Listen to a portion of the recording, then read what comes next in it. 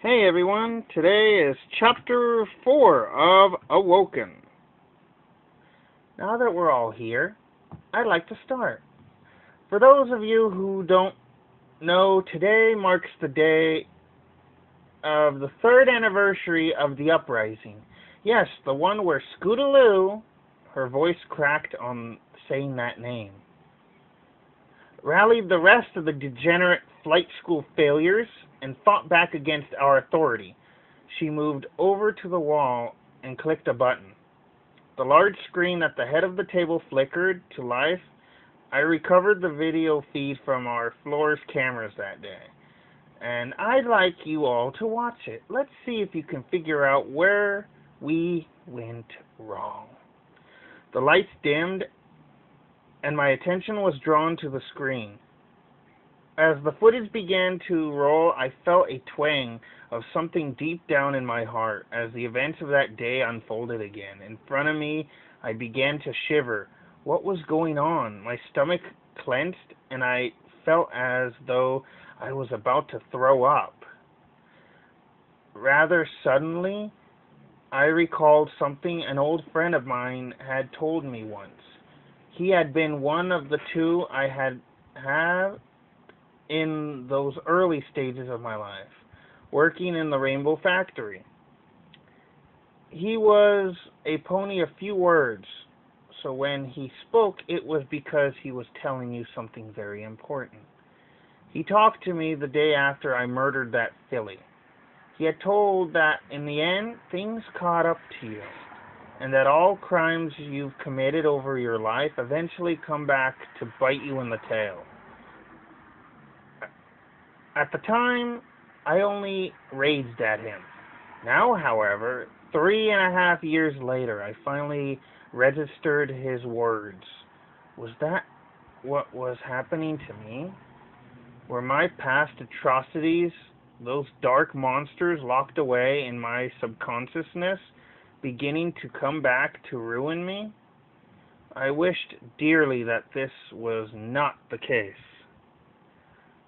But then again, would simply wishing change the outcome of what was going to happen? Solve the problem? No. Action, though. Only through action could I stop something. Before returning my attention back to the screen, I concluded that the next time I start acting weird, I'd catch myself and counter my behavior. I'd come this far. There was no turning back now. As the screen died, Rainbow Dash rose from her seat and cantered over to my face. And faced all of us. You've all seen the footage now, so tell me, what was our downfall? One of the orchestrators, a burly coat with hot poker eyes and a crooked grin, raised his hoof. The overmare turned her attention to him. The guards were our downfall, ma'am. The revolt was something we were not prepared for. I think the problem behind it all was a simple lack of training. He paused momentarily. Then again, nowadays, and only because of the revolt, we incorporated new elements to our routine. We shouldn't have dealt with that problem again. Wrong and wrong, was Rainbow Dash's straight to the point response. She emphasized her distaste by pointing one of her covered hooves at the speaker. We've just been lucky that it hasn't reoccurred. I can bet you that no matter how well our soldiers are trained, they will not be ready to contain a problem of that scale effectively. For a moment, she stopped talking, choosing instead to look around at the 13 orchestrators in silence. Then she continued, "Are there any other brilliant theories?" Nonchalantly, a filly with a tattered blue mane lifted her hoof. She was sitting right next to me. "It was the wings, ma'am." I looked over in amusement at the pony. What a stupid idea. Closing my eyes, I waited for Dash to ridicule her. She didn't, and instead gave the Pegasus the time she needed to explain. They used them to fly above us. This gave them the opportunity to reoccupy the upper ground. That's more being smaller than the guards. They were faster, not to mention more desperate. Exactly! Rainbow Dash exclaimed. Exactly! She started smiling again, deviously. Her eyes began to glitter in anticipation. And on that note, let me introduce you to my newest idea. A trifling pause. Fillies and gentle coats. We're going to de-wing the bastards. In the wake of her proposal, a wave the size of the Pegasus device smashed into me. My world swam and I was swept under. This could not be happening. Is Dash serious? De-winging was by far the most demoralizing and humiliating thing one Pegasus could do to another. It was that one thing that always remained taboo. From the sadistic killer to the innocent foal. I'd seen my share of cruelty, but this de-winging business went far beyond that. I didn't think I could do something like that to a defenseless Pegasus.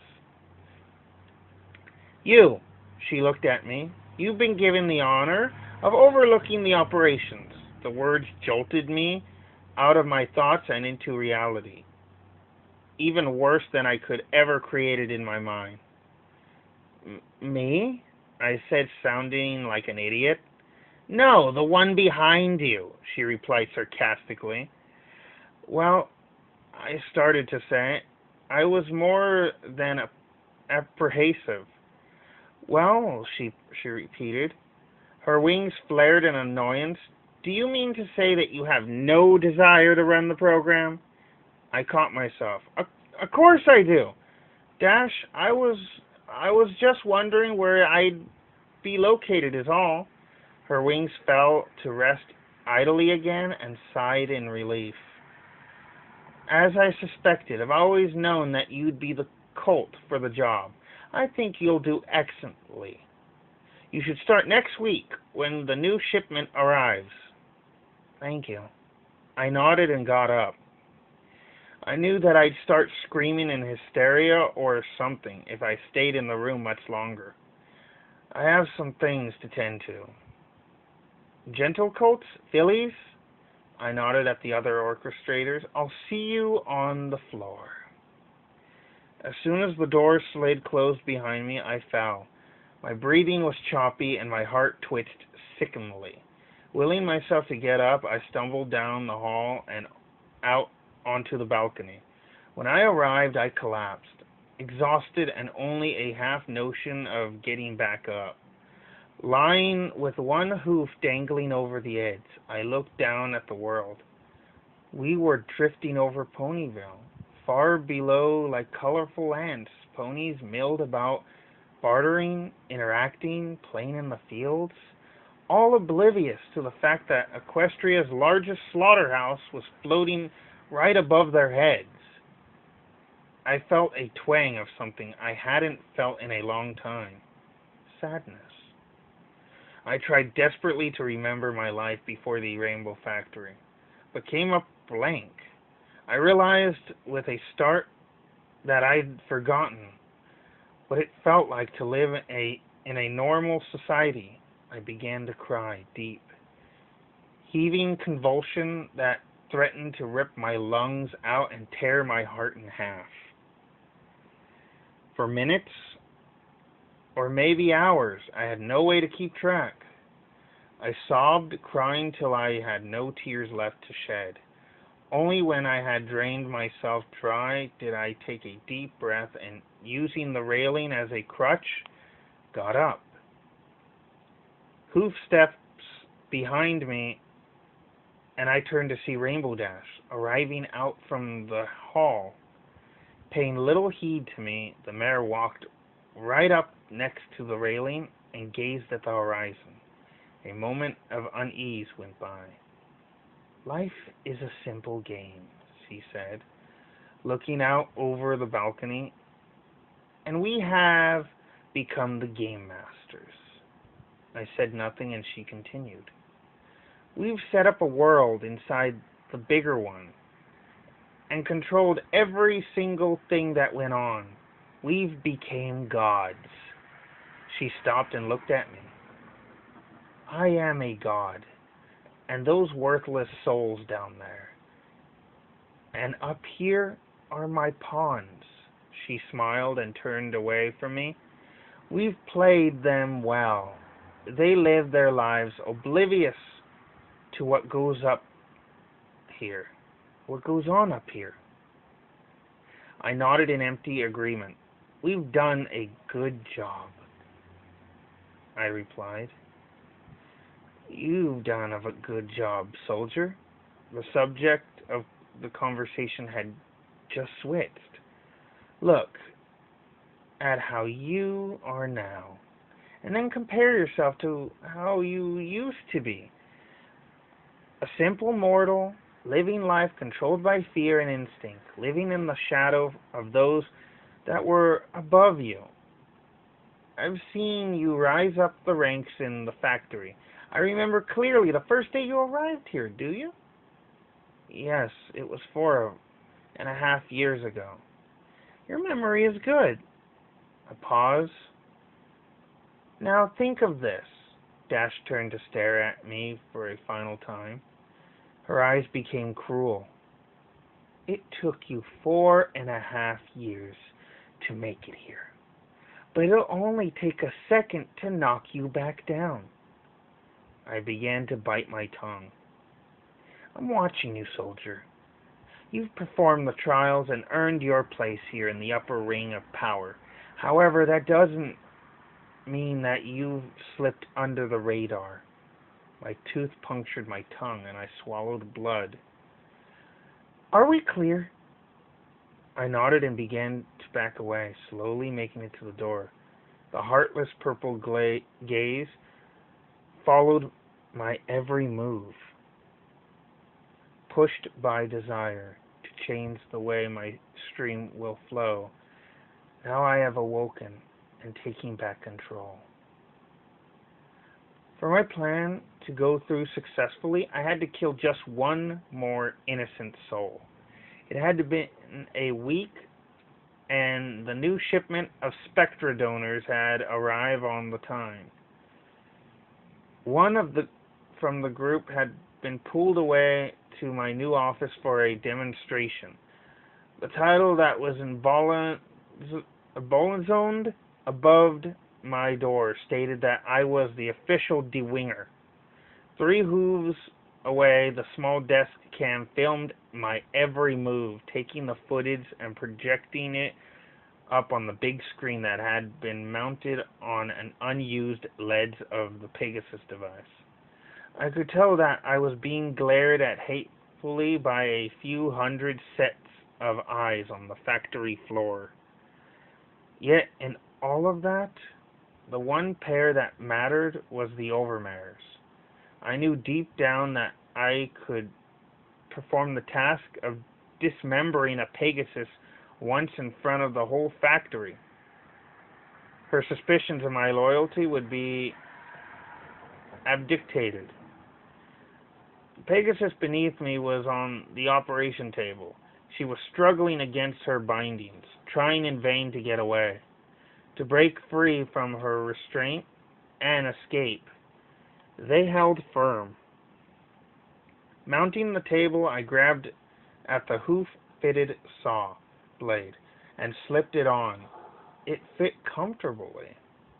Raising it now above my victim, I started it up. She caught sight of it and froze. Shocked into silence, the filly's coat was a pure white, untainted by the grime of the factory, a color that would now forever be lost. From beneath her downy chest fur, I could see her heart beating ridiculously fast. Forcing my present emotions to leave me, I allowed the familiar feeling of emptiness to creep in. It spread, starting in my head, but then rolling over me to affect my whole body, stealing my heart and stabilizing my breathing. Slowly, I brought the humming saw down to the joint where the wing connected to the body. "What are you doing?" the Pegasus gasped, fearfully looking at me through unfocused eyes. She still was stunned. I didn't reply, fearing that if I did, all my emotions would come rushing back to ruin any chance I had performing my task. "What?" Her voice was twisted into a pain-felt scream as my saw cut into her. The noise was shrill and packed with panic. Using every ounce of control I could muster, I forced myself to ignore the screeching. My blade cut down further, moving now to the bone, and the Pegasus began to convulse wildly. I couldn't take it much longer. Closing my eyes tightly, I shut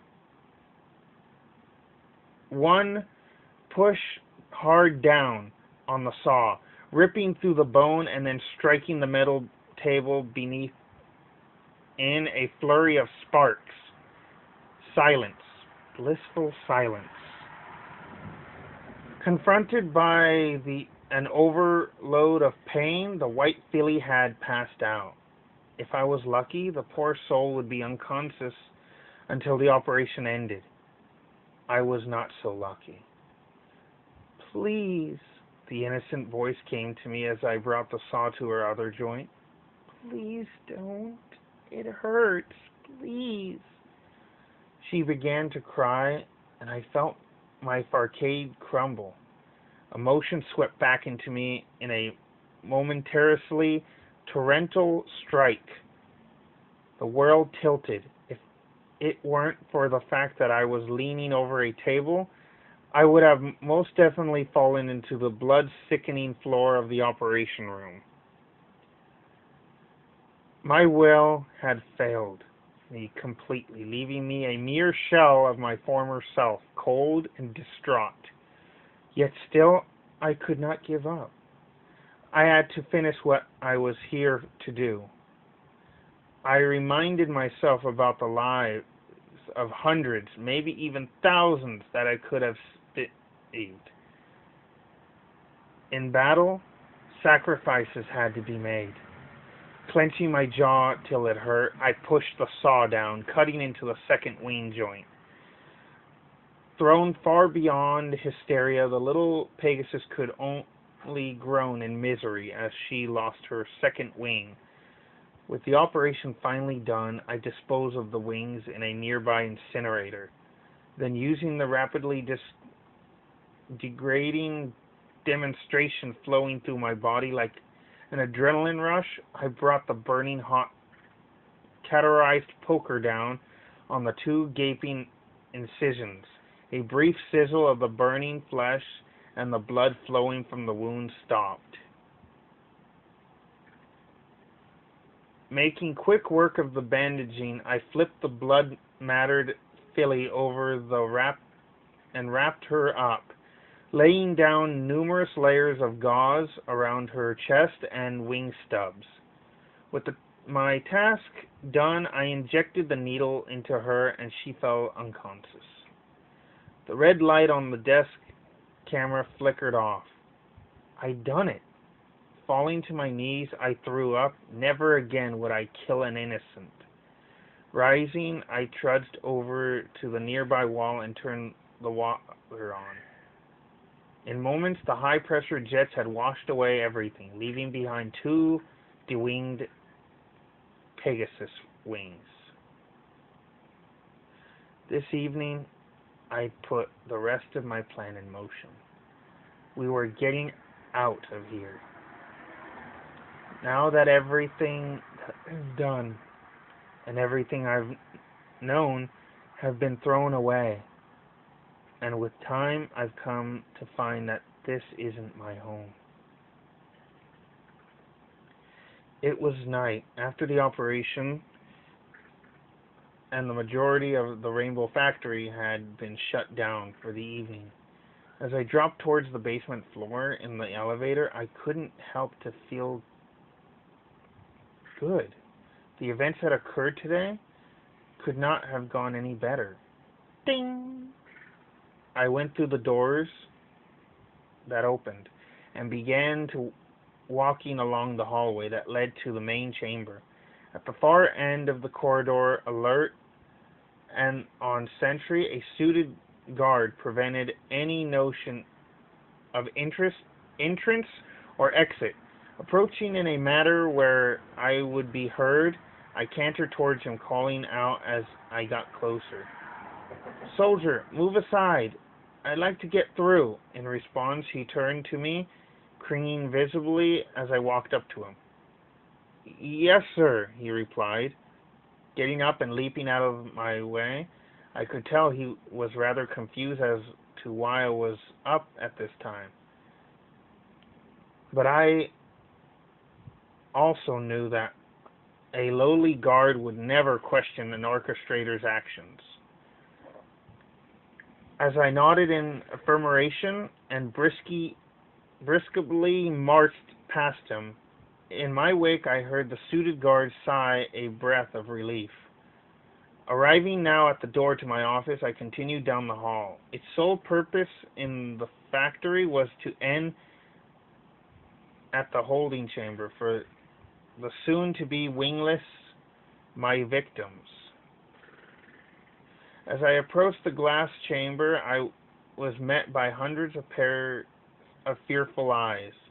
No pony was asleep for obvious reasons. As I typed the combination code and stepped into the room of the group of Pegasus, I began to shiver uncontrollably, backing as far away as they could from my shadow.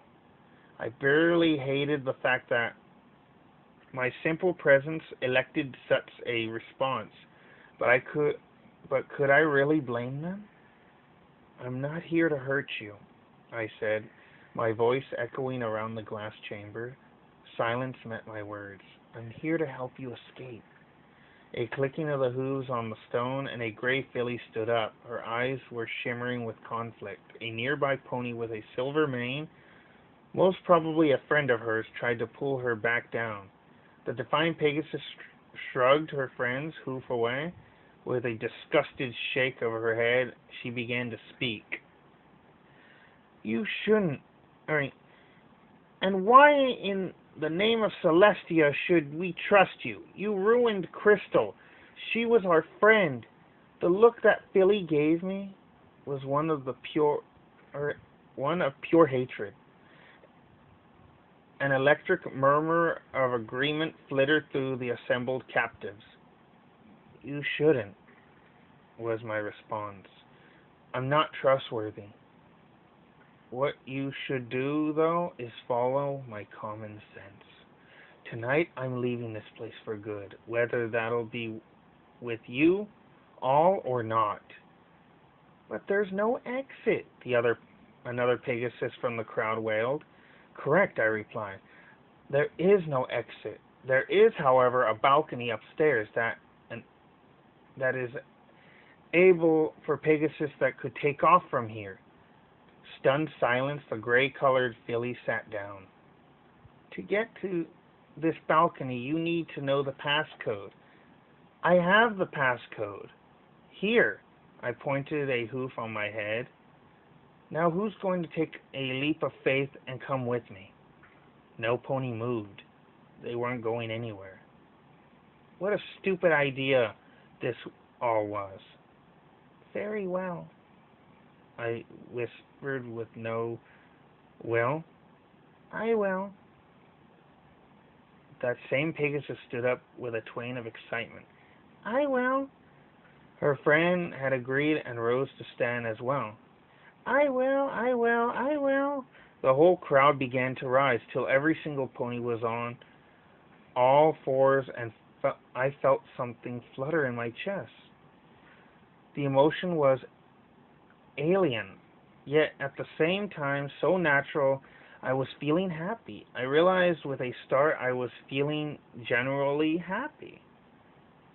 My ears perked and I raised my chin a bit higher, looking at the railed crowd in admiration. Follow me and keep silent.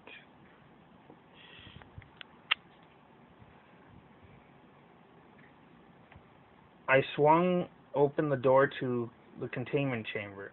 At last, after the last pony left, I exited the room personally and made my way to the front of the flock to address them all.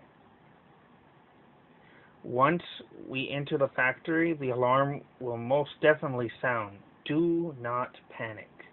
Keep close and follow the pony in front of you. Do not stop to fight.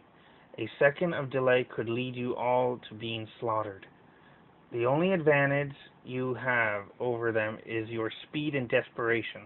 Are we set? Nodding all across the ranks. Good. A Celestia? Celestia, ha! The cruel voice did not come from the individual in the audience.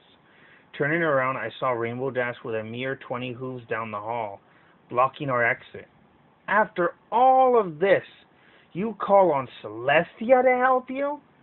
You're stupider than I thought.